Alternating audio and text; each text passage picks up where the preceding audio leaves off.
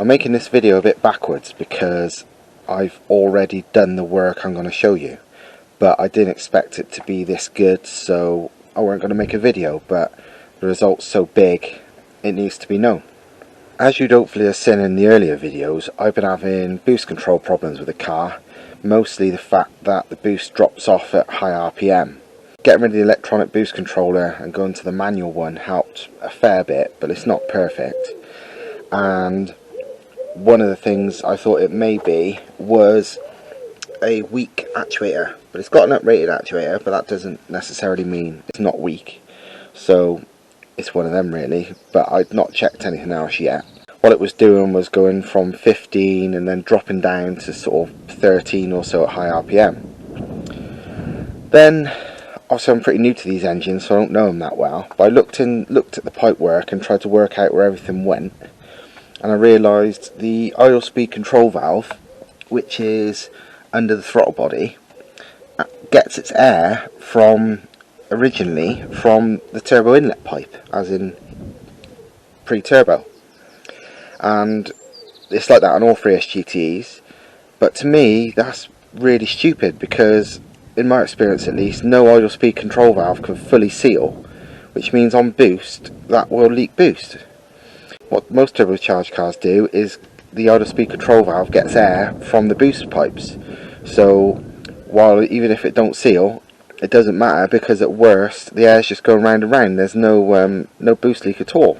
So yeah, I mean, I didn't know if there was a leak, but I've never seen an idle speed control valve that doesn't leak a bit, so it just seemed crazy to me.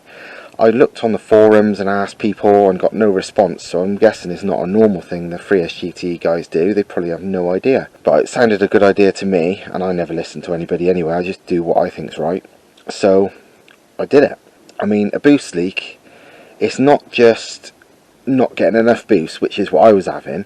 Any boost leak will lower compressor efficiency, and that in turn will increase pre-turbo and back pressure and so on, which just means more heat and less power for any given boost pressure. So it's bad really.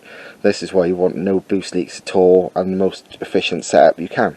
All I did to make it happen was originally the idle speed control valve under the throttle there, and this pipe comes from it, and it normally ran along the back, and a pipe work goes to the turbo inlet pipe, and it's like that on all 3S-GTEs as standard. So all I did was made, with a lot of funny pipework and messing about, a pipework that now runs down here to a nipple that I welded on to the main boost pipe. So basically it's impossible for it to leak even if it was wide open, and there's literally no downsides to it in my opinion. But as you can see from the video I've taken, it solved the problem completely. It's made a massive difference, and now boost holds 15 psi all the way to the rev limiter.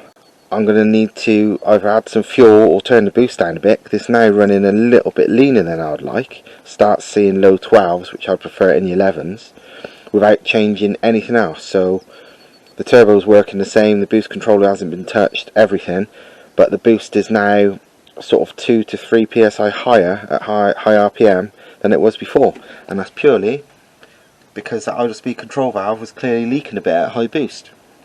I bet all 3S-GTEs are the same. I can't see any of them not leaking a bit, so it's madness that people don't do this, but I guess people don't realise. But either way, my boost drop problem is solved, and it wasn't the actuator.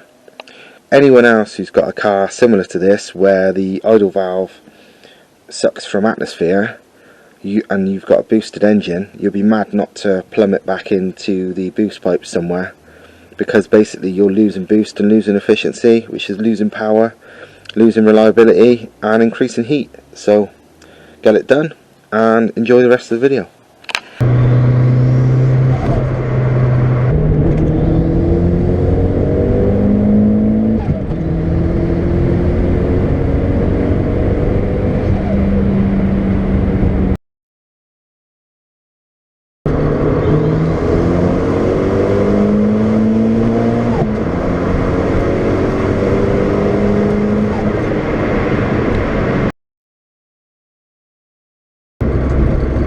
hopefully you can see it on the GoPro, but now the boost is staying high all the way through the RPM. It used to drop off at high revs, and I didn't know why, blaming lots of different things, the actuator, the boost controller, all that kind of stuff. And then I realised the standard idle speed control setup brings the air from the atmosphere, which to me is risking boost leaks. Normal turbo cars, it picks up the boost pipe, so even if the idle valve leaks on boost, it doesn't go anywhere. And I must have had a boost leak, because now boost is far higher and response is better too.